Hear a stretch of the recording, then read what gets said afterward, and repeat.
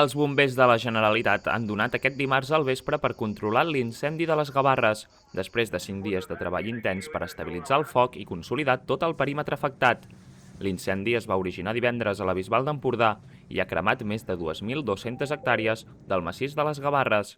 A més, les flames han afectat més d'una vintena d'habitatges, tot i que la ràpida actuació dels serveis d'emergència va evitar danys encara més importants. Amb la declaració del controlat, els bombers consideren que el foc ja no es propaga lliurement. Tot i això, els equips continuaran treballant sobre el terreny per extingir els punts calents que encara puguin quedar i evitar possibles revifades abans de donar l'incendi per extingit. Durant aquests 5 dies s'ha desplegat un ampli dispositiu d'emergència que ha comptat amb desenes de dotacions terrestres i mitjans aeris.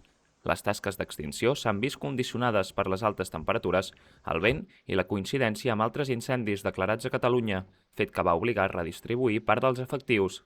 Malgrat que l'incendi ja està controlat, les autoritats mantenen la crida a la prudència davant l'elevat risc d'incendi forestal. També continuen vigents les restriccions d'accés al massís de les Gavarres, on els agents rurals segueixen controlant els accessos mentre es manté el nivell 4 del Pla Alfa i els bombers finalitzen les tasques de vigilància i rematada del foc.